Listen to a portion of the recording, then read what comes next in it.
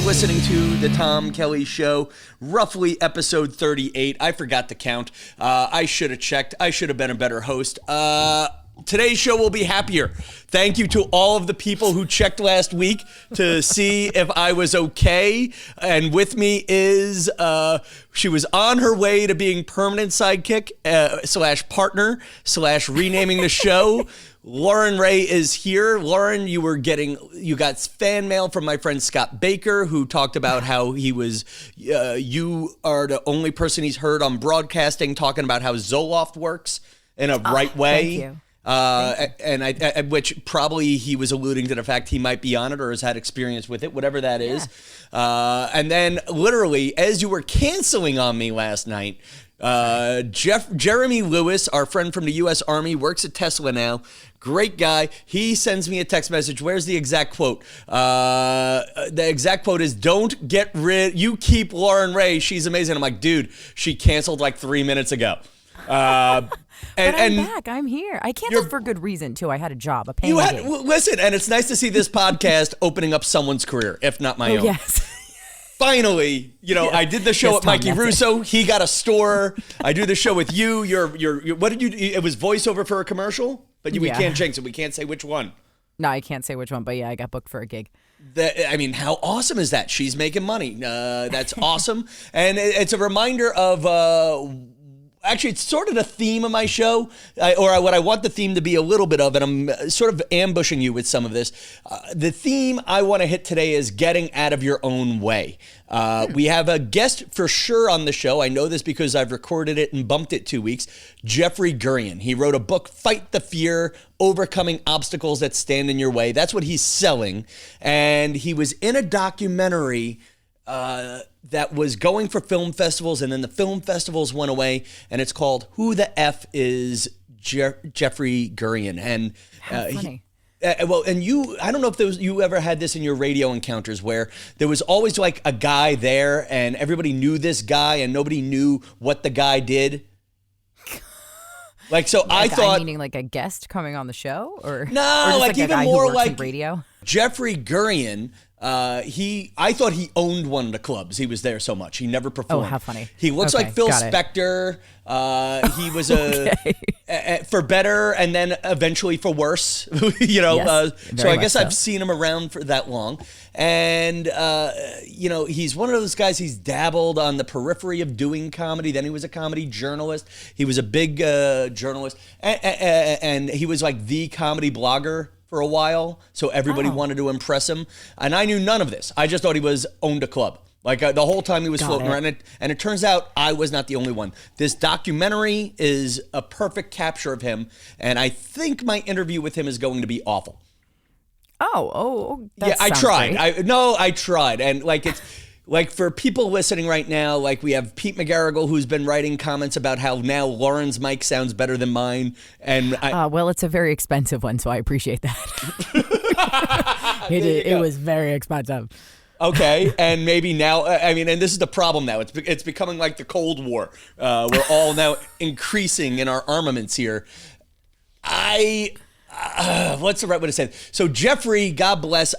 People have been like, when we had Vince Cooler on 2 weeks ago. I don't know if you actually listen. Do you listen to the show except for your parts? Not usually, no. And I don't even listen to my parts in full.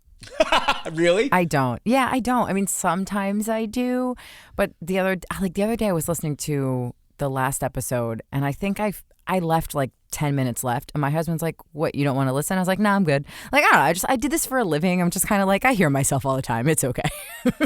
You know what's funny? And maybe that's where I got to get with this. I got to make the podcast a little less important. Like I know some comedians are recording shows and it's just trash without, audio trash. It's just them rambling and you're like, well, we got to send you to Zoloft now, Yeah. No, you know what? I think it's good. I do think there's something to be said about listening back to yourself and learning your shortcomings. So there's honestly, I find nothing wrong with that. I choose not to pay too close attention to it. So God bless Jeffrey. He's a pain in my ass, and I will say, I said it to him then. He's got to be about 70-ish. And again, and the other one is another one I never knew about the guy. The guy was a dentist. while working in comedy. And he's got great old school stories about like when he would be writing for Rodney Dangerfield while taking care of people's teeth. What? Yeah, see, Rodney I wish Dangerfield is a legend. And he has a great story about how Dennis Miller kept him from writing at Saturday Night Live. What? Yeah, that apparently Dennis Miller wanted to sleep with whoever Jeffrey was hanging out with, and that, or it was something like that. He danced around that story. See, I wish you were there because I think it would have been a better interview. Because he just kept, and this is the slogan: getting out of your own way. I get into my own head a lot, and I think this guy Jeffrey did it so much worse than I did. Like I'm like Jeffrey, like. This is like he was very aggressive about being on the show. We had a lot of people who kind of said they were going to be on the show and didn't, and just couldn't go the final way. Yeah, or listen, I got to start putting interviews in the bag. At this point, it's some of this is my own scheduling, and some of it is I don't want to schedule too much because I like being in the moment. Oh, I agree with you. There's a fine balance. Actually, I used to work for Elvis. That's how you and I first met. We talked about that a few weeks ago on the podcast. And Elvis is truly brilliant in terms of like, he obviously is always prepared, but like something will happen in the hallway and he can just literally throw his entire preparation out the window and be like, let's roll with it. Like you have to be able to do that if you want to be a really good entertainer. And he's so good at that. Yeah. And I guess the one thing, like, I don't know if you've seen my new headshots. I have. I think they look great. And I'll tell you what happened. Mikey Russo, our old friend, introduced me to a photographer whose name I will think about later. Justin Klein, brilliant photographer in Queens. If you want your headshots redone, you got to redo it. And the funny thing is with this guy, Justin, I went in like, hey, I want to be the wacky comedian. I don't want to do my headshots like this. And he's like, no, you're going to do what I tell you to do. But he didn't quite say it like that. He was very emotionless. Yeah, sure. He was a good-looking man. I am not gay, but if I had to, I get it. He's at the front of the line. He's that good-looking. He is a gorgeous man. He's on the Just for Men's box right now, like the hair dye. Like he did modeling. Like he did package modeling. And apparently, not that kind of package, the other package modeling. You see, get out of my own head. Anyway, back to me. Anyway, he's like, Tom, no, stop smiling, stop making stupid faces. And there was a moment where I had to get out of my own head, stop coming up with what I wanted to do. And I had to let go. And Jeffrey, God bless, you're going to hear the background noises in the audio. He's like, Tom, I don't understand. Why do you want to do an only 15-minute interview? Because I want you to focus on the stuff that you want to sell rather than just hear you drone on for 6 hours. Lauren doesn't even listen to herself, and she's on the damn podcast. That's like you're trying, like this whole, just because you can broadcast for 24 hours doesn't mean you should. Yeah. No, can I tell you that's like my issue with podcasts as someone who, like, I grew up in the radio world, right? Like my background is learning from these people in radio who are really, really talented, and everything is like, you get to the point, you don't waste your time. If you come out of music and you're starting your break, that's what we call it. If you're starting to talk, like, you hit your point within your first 2 minutes and then you go. And I think it's different for every show, but generally speaking, that's sort of like the methodology behind it. And that is the thing that kills me the most about all these people that are like, oh my God, I'm doing a podcast. And so let me tell you about what I did a couple of days ago. But wait, let me tell you about this first. And then I want to kill myself. So and you know what? There's a difference between a podcast and an Instagram Live. Like an Instagram Live, people come on in the middle and they leave in the middle. Yes. And I'm hopefully going to do a great job editing with Jeffrey. It took a while to get him to get the good microphone set up. God bless him. The email notifications were going off left and right. This guy gets more. Honestly, it's like he was day trading stocks. It's like the prices were coming in. Bing, bing, bing. It was like for GameStop or whatever. I'm like, is that a MacBook Pro or a pinball machine? I can't tell. But he's a good guy, and he has a great book about getting over your own fear. And that's the things I'm at. The guest who might be on the show, but he hasn't called me back. Thank God you came in instead. Mick Thomas, a guy who has a podcast, Cheaper Than Therapy. He had a great line when I was trying to transition this to a solo podcast. And his line was, just hit record and start talking. Yeah. And, I still feel like, here's why Lauren will never, why we're not rebranding this the Tom and Lauren show. To record with Lauren, it has to be within a 15-minute window when the baby is sleeping. And I can't rely on Friends anymore. Though I am relying on Friends, if that makes sense. I know, I get it. Yeah. You make me 100 times better, but I also got to figure out how to do that myself. For real, that's the right way to say it. And not just you, but my friend Chris Abate was here. Mikey Russo made me better. My friend Mike McGarrigle makes me better. And that group of friends I did work with, and a crowd. Like when I perform in front of a big crowd, I am funny. When I have to do a Letterman set, which not that I've ever done that, but I feel like the reason why I haven't is because I can't stick to a script. I get it. It's kind of like in radio, you're either like an ensemble person or you're a solo person, and I'm definitely an ensemble person. I don't want to be by myself. I'd prefer not to be. I like being by myself, like my Instagram lives. I have no issue. I don't mind standing in front of a crowd, hosting something. But when it comes to radio, like I want to be part of a show rather than just like, this is me hosting for 5 hours. So for all the people sending mail about, Tom, you got to hire Lauren, put her name on the show. Yeah, listen. By the way. Yeah, with what budget? With what budget? By the way, I read an article, 99% of all podcasts are losing money, except for like Joe Rogan and 3 others. Of course they are. And everyone's like, oh, I'm going to be exactly the next Joe Rogan. And it's like, sure. I mean, they come along for sure. But listen, I think podcasting is a great way to hone your skills. I think for someone like you who's already like comfortable telling stories and talking to people, it's perfect.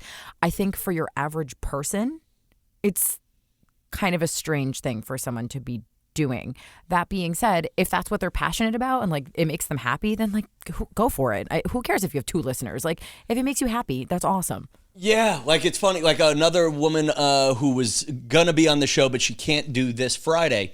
Yamanika Saunders, funny comedian. I don't know if you know her. I know Yamanika. I follow her. She's hilarious. Second of all, she worked with us once on the TJ show. She like did some bit with us, but this was like way before she got like big. It was just, I think she was just kind of like a friend of a friend. Yamanika's awesome.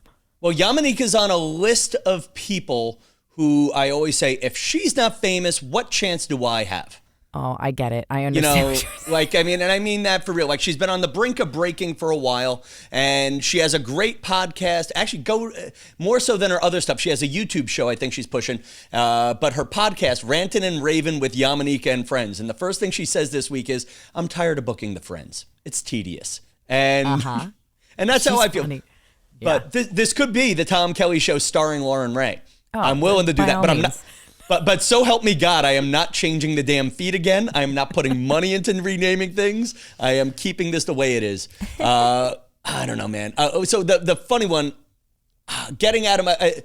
Are you traveling? You're still very serious about Corona, right? We do not go anywhere. Truly. My dad is immunocompromised. My mom she had cancer. She's fine now. But so we take it really seriously in order to see our family. We don't go anywhere. And we really only see extended family, like outside in our garage, freezing cold with masks on.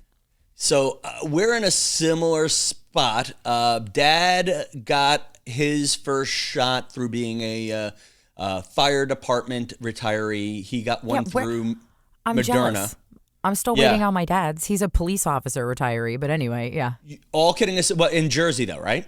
Yeah, but he's a 9/11 first responder. He should have been one of the first people to get it. But is it what city? Or Port Authority. We'll talk later. I may have an idea for him. Okay. No, for real, I may have an idea. So with that, where was I go? Oh, geez, yeah. Now I want to tell you the idea, but I don't want to. I'm so sorry. No, but Dad got Moderna, Mom got Pfizer, and I have COVID antibodies. I want to go to Florida badly. The 15-degree weather. By the way, we're recording this Friday, January 29th, 15 degrees. Part of me wants to go down to Florida. I have a buddy who has talked about it's either go to Tampa and just breathe in the Super Bowl, which I don't want to necessarily do that. Ooh, yeah, okay. Like be around the city, be around all these people having dinner, like completely party like it's 2019. Yeah, I wouldn't do that. That being said, go Bucks. I love Tom Brady. Love Gronk. Anyway, go ahead. Yeah, well, I have a personal fight and feud with Tom Brady, and I love personal. Gronk. Well, Okay. Should I tell the Tom Brady? I've told the story so many times, but you know what? I'm going to officially make this a one-guest show. Here's my Tom Brady story. Okay. I went to college with a girl who was Tom Brady's last civilian girlfriend before he started banging supermodels. Okay, So literally, he won his first Super Bowl. They go to the Rose Bowl, and she got dumped there for Bridget Moynihan. Oh, yes, baby mama. Yes. So anyway, so this girl, we'll just call her Elle. Actually, she's in all the gossip columns, and I think she actually enjoys being in them. She's a great girl. She was one of the prettiest girls in college. And I always feel for this girl and say, how could this woman ever date again? Because she dated Tom Brady. Like, let's pretend I become Tom Kelly, the best podcaster in the world. Who am I? Not Tom Brady. Joe Rogan, most successful podcaster in the world. Who is he? Not Tom Brady. Pick. I mean, just pick a famous person. Matthew Perry from Friends. Not Tom Brady. I get it. No, I do. But I'm sure Tom Brady has flaws. But carry on. So anyway, that's why I'm feuding with him. I've gone on television, and usually around this time of year, ruined your chances. Is that why? my non-existent chances. I enjoy the story. Tom Brady gets away with stuff because he's beautiful and talented.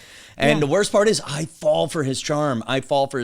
But my line on Tom Brady is, if Vladimir Putin had a baby that played football, that baby would be named Tom Brady. Okay. Yeah, if Vladimir Putin and the Kardashians had a baby and that baby played football, Tom Brady. But now, that was a side story just to amuse you, Lauren. Thank you. Well done. Okay. Now, big ending here is Palm Beach, Florida, a girl who I matched with on a couple of dating websites, but never anything happened. And I think I'm sending you the link now. You can look her up. She has bought a house that has a guest house. Now, she has a new boyfriend. We've talked here and there. Basically, she's tall, blonde, pretty, and likes Star Trek. But I know there's no chance of me actually dating her. But on the other hand, that appeal, like the idea of, that's not a hotel, that's a house, it's socially distant. Maybe if I get over myself and get out of my head, I feel a slight urge to go down that way. And then I feel my bitterness saying, don't go there, Tom. Like, I don't know. I feel an urge to try Palm Beach for a week only because it's 15 degrees and there is a place that's open. Wait, so can you clarify for me? And I'm sorry if I didn't follow. Do you have a thing for this girl? I would have, like, if she were single, I would take her out. I also think using the Tom Kelly Facebook mind date theorem, if you look through the Instagram, I don't think she's the one for me. Honestly, I couldn't figure out if her Instagram was about her or about her dog. Yeah, and so I don't think, but you ever just feel like, I don't know. I don't even think it's weird to be living in somebody's yard, but I like that idea of her yard. And I do know, I at least have enough of a sense of her that she's not a serial killer, you know? Sure. But I also don't know if Palm Beach is the way, but I'm feeling pulled south. I would. I mean, it's all about risk, right? And so, like, for me, the reason we don't really go anywhere is because my parents, and especially because we have a baby who's 2 who can't be vaccinated and all that kind of stuff. So that's part of the reason that we don't go anywhere. But, like, if I had the antibodies or I had the vaccine, I mean, you still have to wear your mask. Like, can I just quick little PSA? Like, just because you get the vaccine doesn't mean you can't wear your mask. Okay, everybody? So, like, read some articles. You got to wear your mask. However, you should probably just do it. Like, you'll probably be fine. And you've got the antibodies. I would just go. Yeah, we'll talk after I edit the podcast. Okay, maybe. fine. Sounds good. I'll hit you up. You know what? And there you go. Email me. Should Tom Kelly hop on a plane and go stay in a random place for a couple of days down in Florida? TomKellyShow@me.com. Oh, I should have done these asks at the beginning of the show. Hit subscribe, people, if you haven't already, though I feel like this isn't a big draw of a show. I don't feel like there's that many new listeners, but we'll work on that. What else? And then, you know what? Where people have been helping me? Holy cow, we are getting, we're up to 75 5-star reviews on Apple Podcasts. Dude, that's amazing. We are ahead of a podcast with Daryl Hammond. That's the one I'm competing with right now. Daryl Hammond has one with 50. We're at 75. I want to hit. Yeah, you know what it is? I feel like I have to start getting a little bit competitive just to force myself to move. I get it. I understand that. Yeah, you don't want to stay complacent. Yeah, so I picked a new podcast with this funny guy, Chris Millhouse, and Daryl Hammond. My goal is to keep up with them in the Instagram 5 stars. Nice. I love it. Yeah. Okay. Or in the So anyway, Jeffrey Gurian, How to Live with Fear and Get Over Your Fear. It will be a good interview, and Lauren and I will chat about the world and BS for literally 12 more minutes because Sophie is about to wake up after this.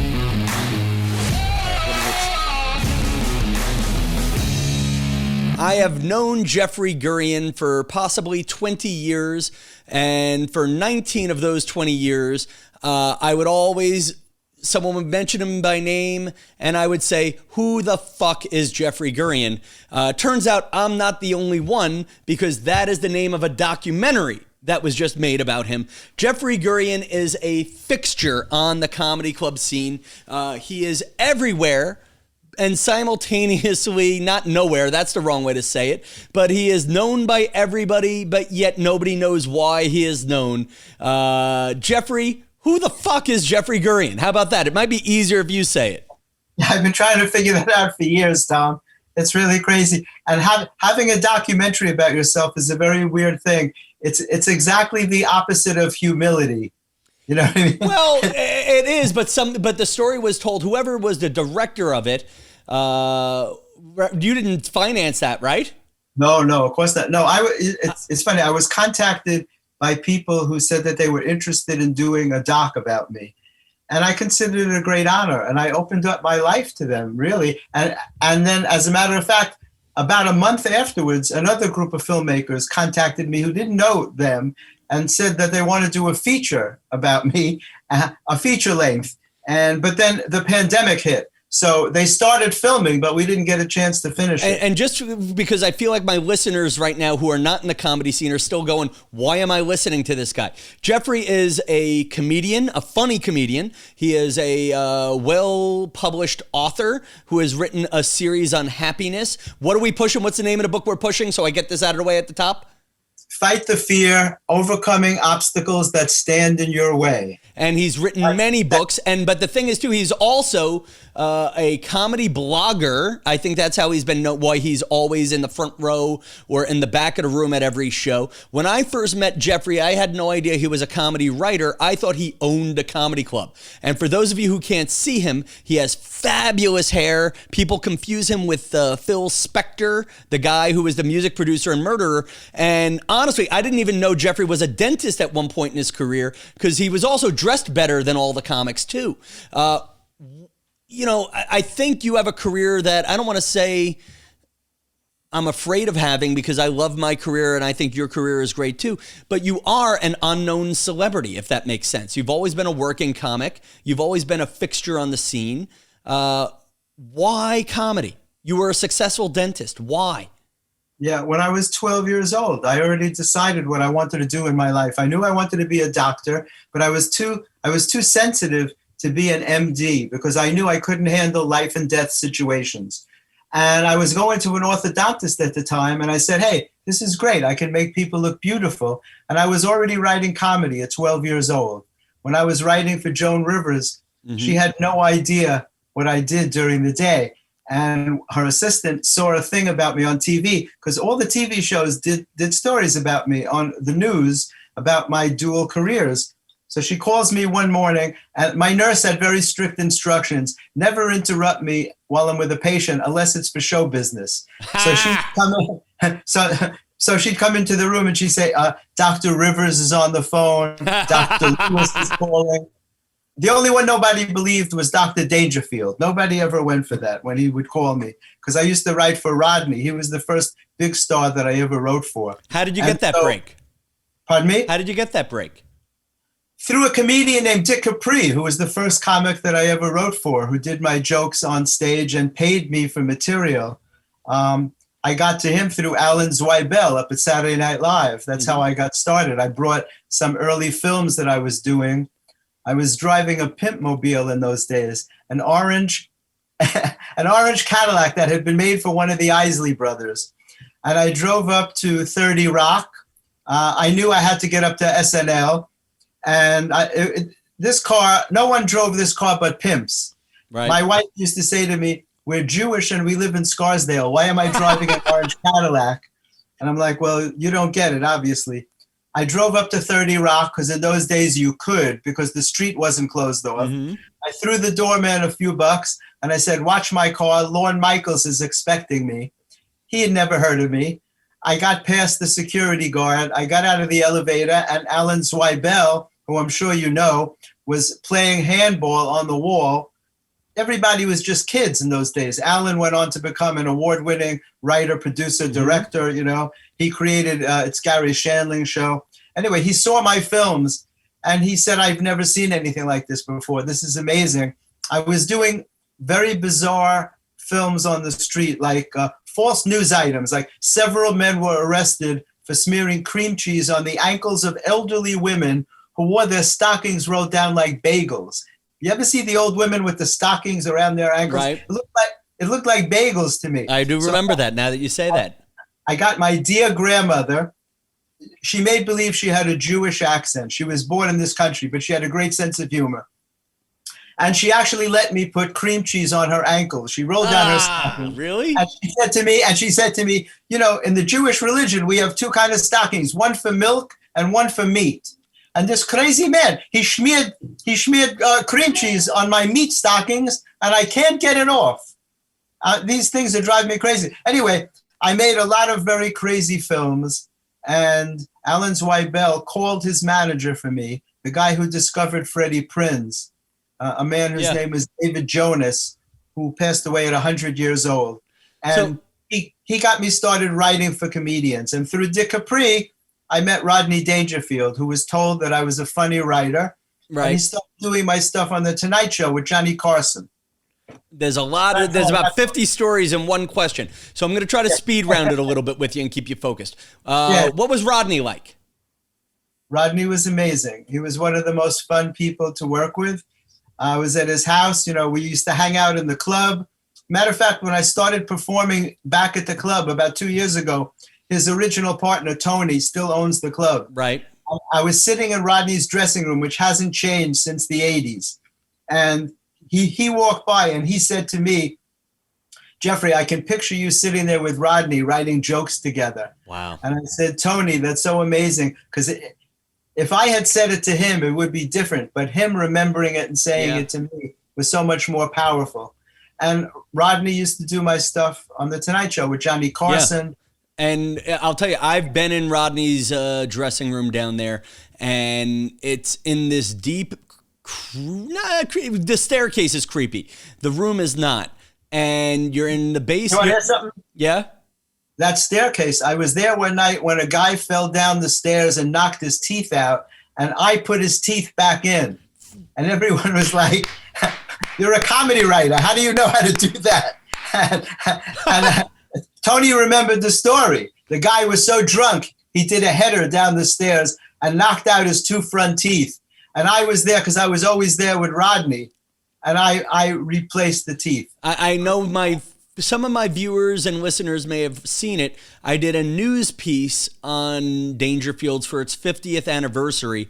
It looks like the club's officially gone out of business because of the pandemic. Yeah, unfortunately. Yeah, it did. I feel like, Jeffrey, you also transitioned into being a bit of a comedy blogger. Well, a comedy journalist, really. Okay. I was covering the comedy scene for 20 years. I didn't start performing till about 15 years ago because in the beginning, I didn't have the courage to go up on stage. And by the time I was ready to do it, I felt a lot of pressure because I had already worked for so many big stars. Because I was a dentist, and as I told Joan Rivers, in show business, nobody hires you because you're a dentist. They hire you in spite of the fact.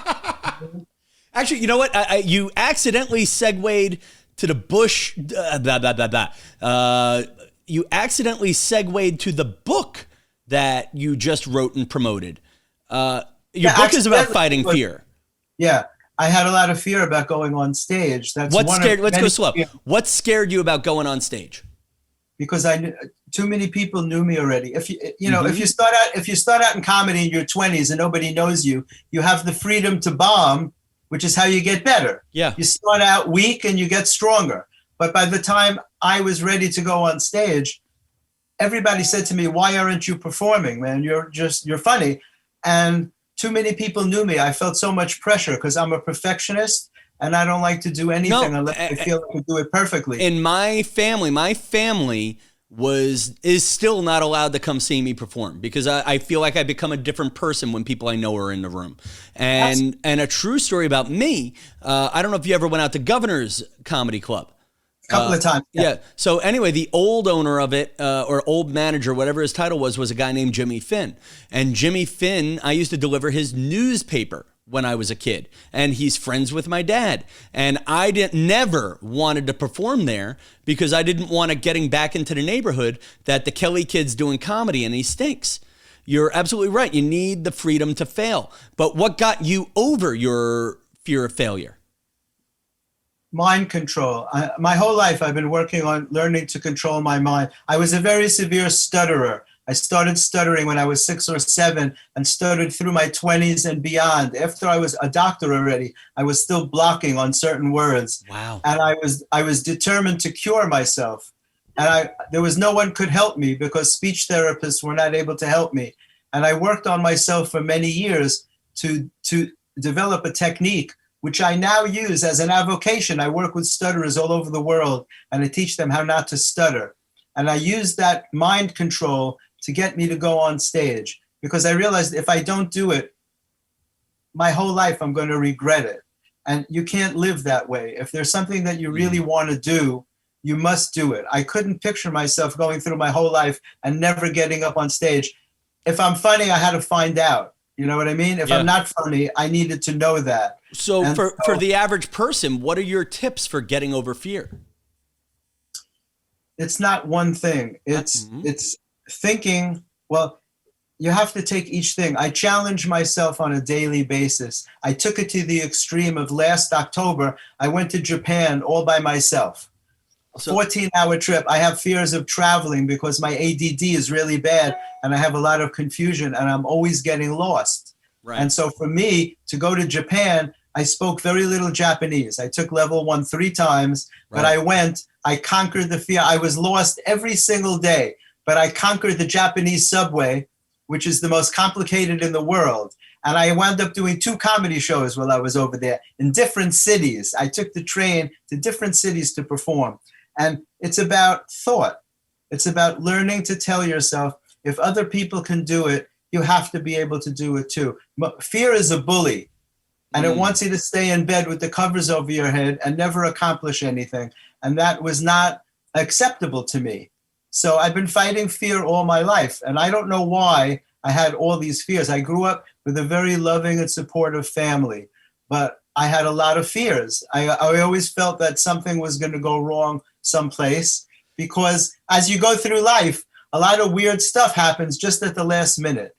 Well, when people tell you, I think being ethnic and from New York is you're already born half scared. You know, exactly. Yeah, in the Jewish religion, that's part of it. No, I'm Irish Italian, and our ancestors all fought some form of poverty. Our ancestors, going back 2 or 3 generations, had everything and lost it more than once.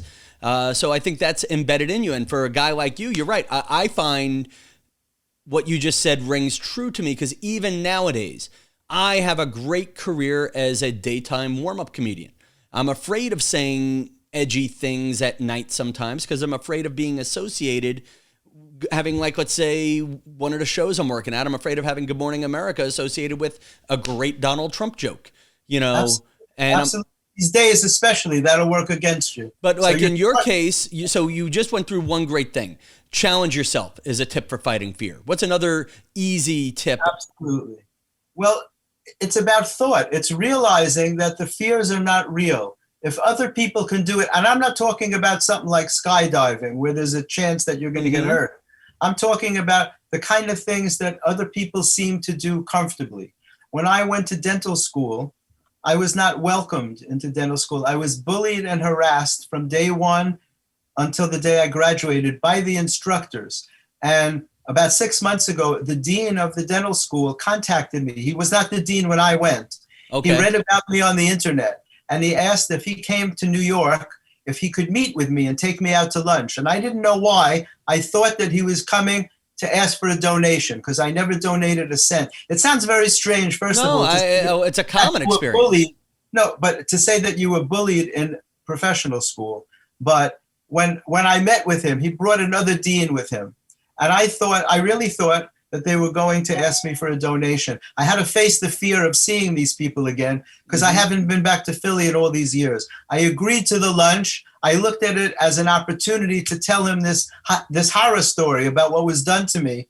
And before I could finish my story, he interrupted me and he said to me, those doctors were racist and anti-Semites. And I said, thank you for saying that. That's been my thought all these years, that I thought I was singled out. I was banned from school. I was told that I would be a disgrace to the profession because I grew a mustache and I had sideburns. And Jeffrey, I have seen pictures of that mustache. That mustache was anything but a disgrace.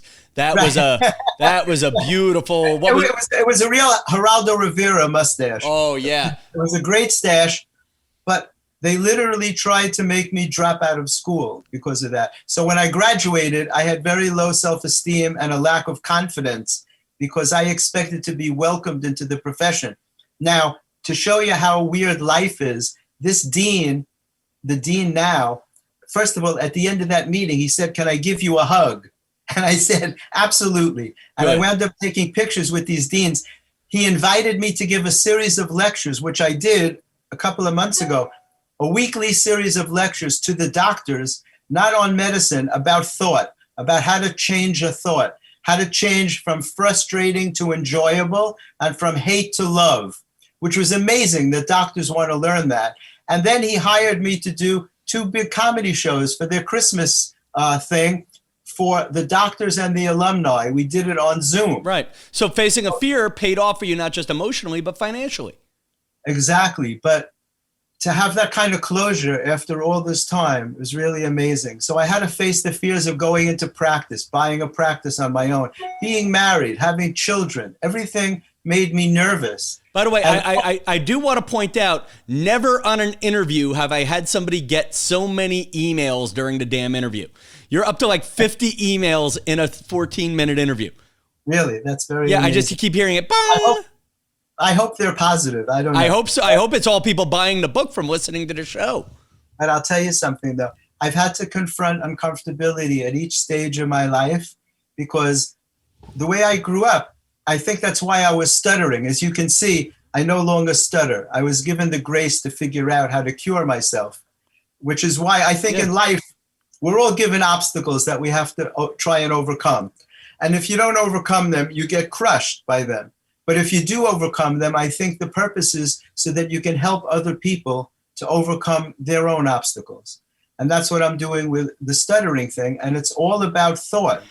So after I survived COVID double pneumonia, I was in the hospital in March. I got it right away because I like to be the first at everything. Yeah. I didn't want to wait.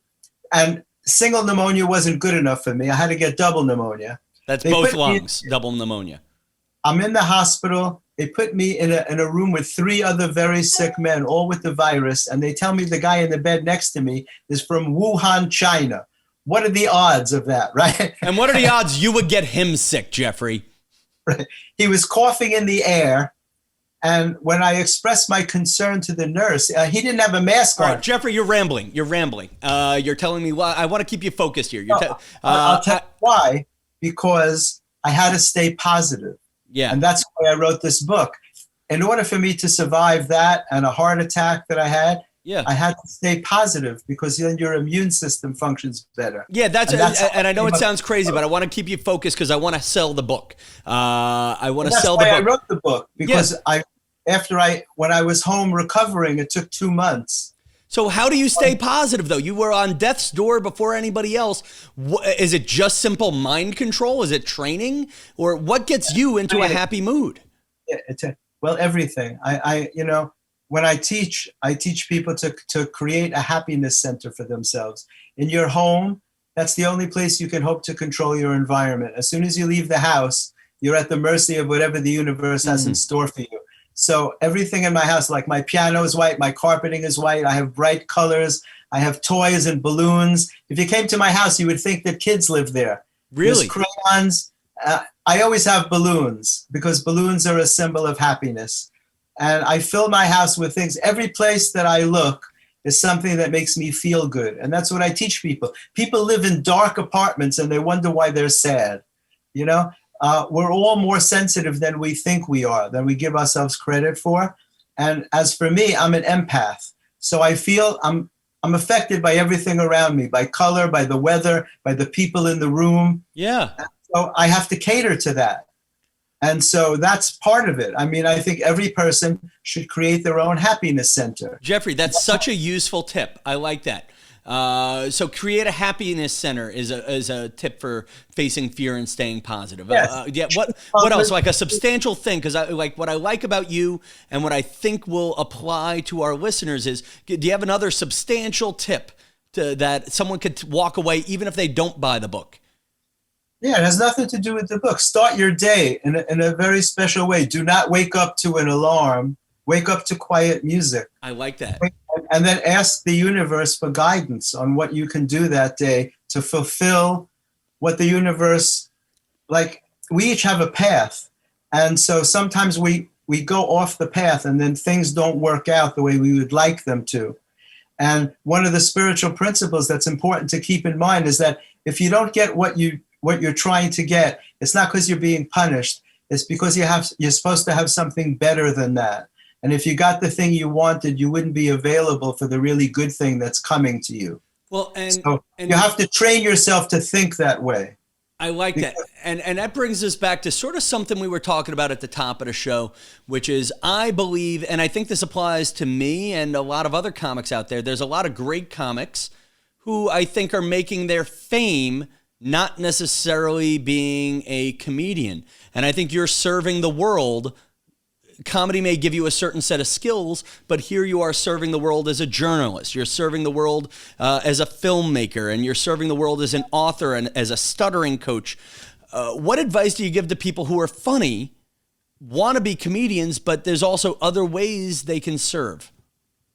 Yeah, well, funny is a great gift. And if you're truly funny, then you bring it into all areas of your life.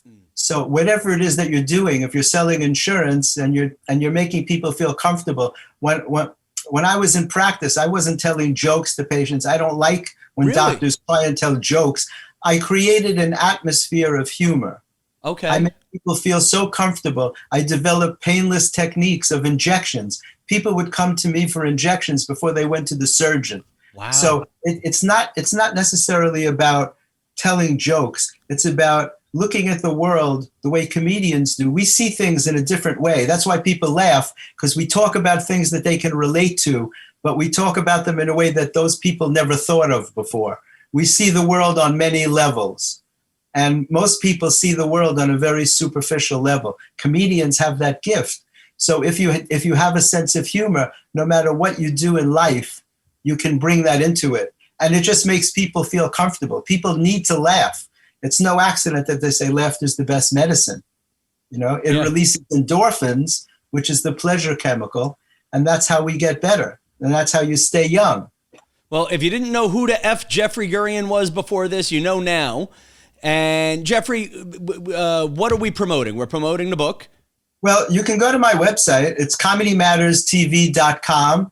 If you know somebody who stutters, you can go to, I have a special website for that, stopstutteringNowGurian.com. It's got testimonials from people. You can see all about that. And these are my 2 books on happiness. I have 7 books, but my first 5 were on comedy. These are important, especially during the pandemic. Healing Your Heart by Changing Your Mind. Okay. A spiritual and humorous approach to achieving happiness. And Fight the Fear, Overcoming Obstacles That Stand in Your Way. Jeffrey, again, Fight the Fear, Overcome the Obstacles That Stand in Your Way is available on Amazon also if you want to go straight and buy the book, right? Right. They're both on Amazon as ebooks, paperbacks, and audiobooks. And there you go. And we And know I thank you so much, Tom. and we know the audiobook is stuttering free because he's does the coaching on it. As you see, I have not stuttered once since I'm on with you. Yeah, whereas I could probably use your coaching before I do the next show. Jeffrey Gurian, and if I could also say one other thing, he's also a kind man. I'm sure you picked it up now by the end of the interview, but in the comedy clubs, which can be a catty scene, Jeffrey is also always there with a smile. He knows everybody. He knows everything going on, and I'm delighted to have you on this show, my friend. Thank you. Thank you, Tom. I can't thank you enough. I've been looking forward to this, and it's really wonderful. You're a great host, and you're a very funny guy. I always enjoy performing with you. You're a good man. Thank you very much All right, for having me on. audience, hang on. We'll be wrapping up the show right after this.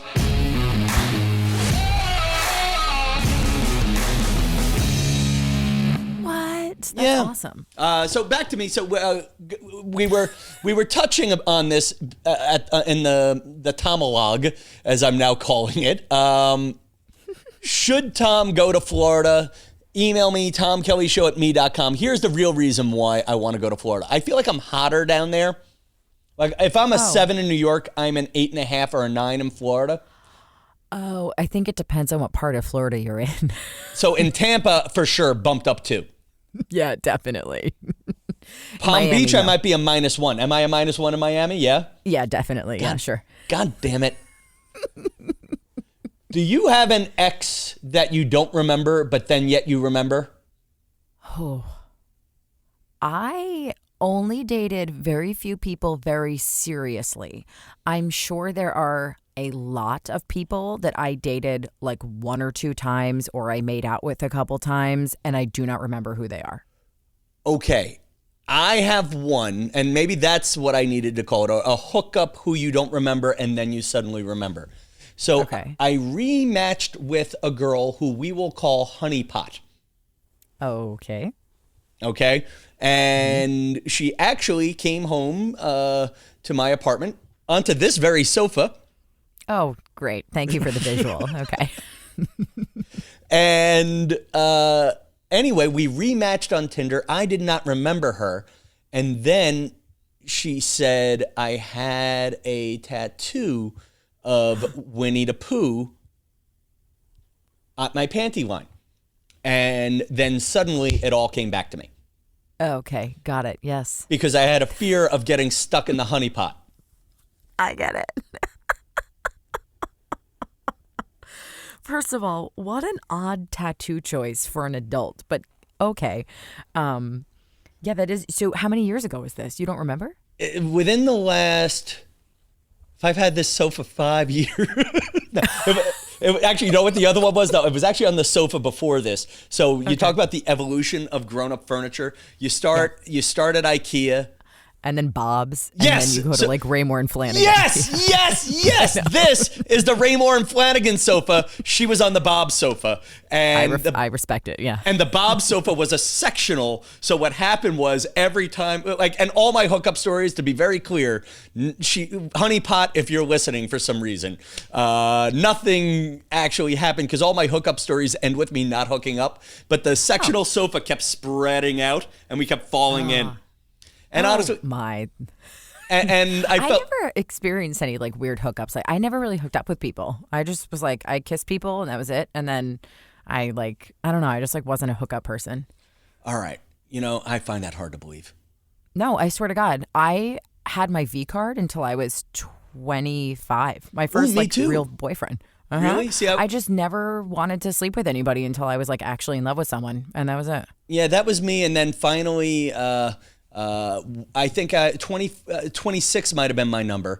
I always say I'm quick to make out, slow to bang. And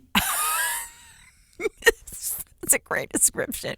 Okay. no, but I want to make out on the first date. Listen, No, me too. I'll even grope. And then listen, it's all about playing chicken with all of my things in life.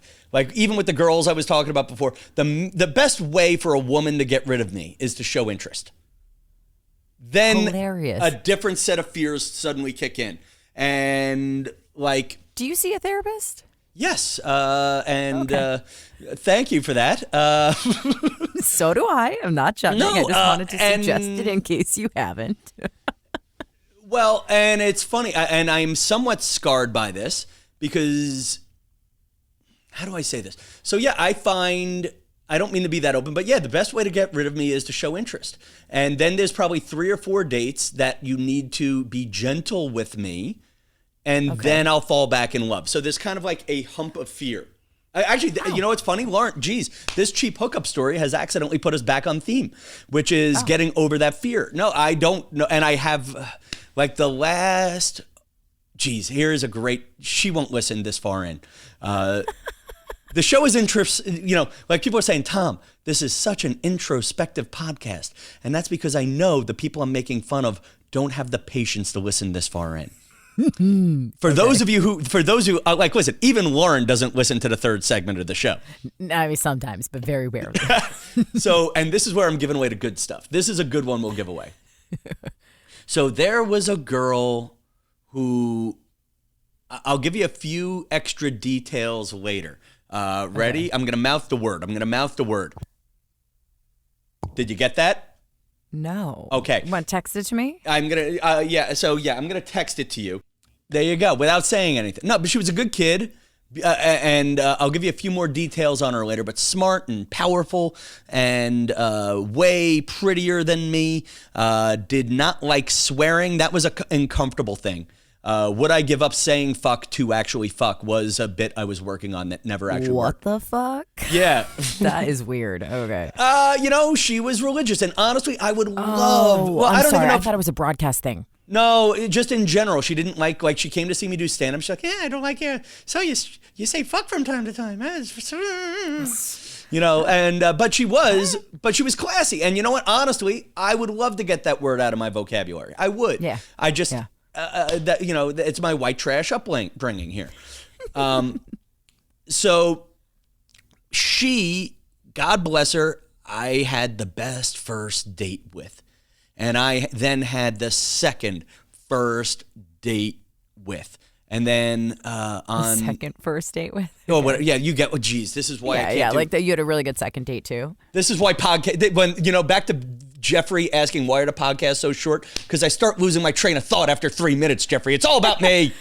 It's because we're talking about a girl that you clearly had feelings for. I had feelings for her. No, and I had feelings for her. And then I would say about a week or 2 in, I was down on vacation in Florida. She was asking me for career advice, and it just felt right. And then she asks me, hey, I'm flying back for wherever I'm flying back for. Can we have like a 9:30 dinner on a Sunday? And I'm like, crap, I got to work at like 6 a.m. at Good Morning America. Oh, it's brutal. Yeah. But I made the adjustments to make it happen. And I was, and on that date, I'm now tired, I'm cranky. And she says, I have frozen embryos with my last boyfriend, and I want to use them this year.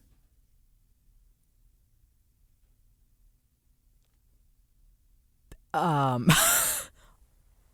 my God. I'm pausing to wallow in your silence. So now I feel better about the choice. That is heavy. I did not handle it right. Let me say this. I very much respect the fact that even though it was, quote, only the 5th date, she got to the point and talked to you about something that was really, really important. Like, I very much respect that. I think the fact that it was like an embryo with another man, like, this isn't freezing your eggs. This is, you froze an embryo with another person who's clearly no longer in your life for whatever that reason is. And we know the guy's a douchebag. Yeah. And we knew the guy was a douchebag. Yeah. So Tom, I don't know. That's nuts. Is it nuts? Because now... No, I don't mean nuts like she's nuts. I mean, like, that's a nutty situation. Like, the idea... So I melted down. Let me go get back into being in my own head and not knocking anybody else. The nutty idea was I did not manage the situation. I was in my own head. Oh. And said, I think I blurted out, this is the worst date I've ever been on in my life. Whoa, Tom. Yikes. Yeah. And it freaked me out because honestly, my manhood was insulted because it wasn't just I want to have a baby with you. It's I want to have a baby with whoever. It wasn't like, gosh, I want to have a baby this year or in the next 2 years. And honestly, 3 or 4 years later, she never had the damn kid. They're still sitting in the freezer somewhere next to the. Well, you never know. I mean, she could have tried. I'm very sensitive to that stuff as a woman, but anyway. No, I get and it. you know what? And honestly, pause. And this is why you're getting all the damn fan mail, and I'm not. I hear you, and I'm a better person for your comment there. You're right. No, for real. That's why we're having you here. Is you made me better there. Stopping and digesting that still. The person was great, and I of course have gone I've gone down the road a little bit to see, hey, and she's not the right person, and I forget what, but I always wonder if I wasn't in my head so much, could I be doing this podcast with someone else right now? No, I don't know. I forget even why I started the story because it was about getting in your own head. But exes you remember, but yeah, that's an ex that will sit with me in my head saying, gosh, if I wasn't in my head so much, maybe she's on the short list of ones that got away. I was just going to ask you if there are people in your life that you think got away. Okay. So, yeah. For sure. And I know she doesn't listen and she barely looks at Facebook, but for sure there was one who I was in love with. She was a professional basketball player. We talked on Skype back in the day when it was cool. And long story short, she kind of she had a chance to either move to Rhode Island, right near New York, or to move to Idaho. And the girl moved to Idaho and married somebody else in Idaho. But then when she got divorced, she wasn't the one who got away. She was the one who left me at that point. And getting in your own head and turning this into therapy for a second, about 5 years ago, she was divorced and said, hey, I'm moving out of Idaho. What's going on? And we had the get-together date, and I felt like I was trying to play hard to get. Oh, okay. I was trying not to be too eager, which is something I do. Yeah. And I decided to go through the list of things that I was still upset about instead of saying, hey, why don't you move into my place? And that will be another one. No, and I don't know what the balance was. I decided to be strong, tough Tom. And I don't. And honestly, if you look at the way her life is right now, I don't think she could have handled living in America during the Trump years. And then next thing you know, I'd be living in Canada with universal health care and health insurance and guaranteed income. You know, actually now I'm making myself feel worse. But she was another one who got away. What about you? Yeah. Did you have one that got away, or did Matt make you feel better? No. There are people in my life that were very important to me throughout my dating time. They're not the right people for me at all. Matt, it's so funny because I don't know if you know this story about how Matt and I got together, and we don't have to get into it now, but it was a very long process because we'd been friends for 5 years. We dated, we went on 1 or 2 dates and then didn't date for 5 years. And we just went on a bunch of non-dates, as we would call them. But they were dates, but it never led to anything. We were both too nervous to whatever because we worked together. And then 5 years after we met one another, that's when we started dating, and we were long distance at the time too, which made no sense. So anyway, point is I think he was the one that got away. I just didn't know that, but he had stayed in my life for 5 years, and then I'm happy that we actually made the transition. Oh my God. How about that for a heartwarming moment to end on? All right. Oh, sure. So yeah, boom. There you go. That's the happy ending. That's for Dan Stanton. That's for Dan Stanton there, who said the podcast has to be happier as I start going down Suicide Road again. So listen, I want to do the magic mirror. I don't think I've done this with you. I always like to, at the end of the segment, talk about the people I hear who have interacted. Thank you to Diana. Magic mirror time. I see Marianne. I see Paulie B. I see Mark Franchino. I see Andrew Garcia. I see Scott Baker. I see Josh Namberg. And most importantly, listeners, Jeremy Lewis and Brian Kist. I see you. The only podcast that names everybody who downloads. Anyway, good night, America.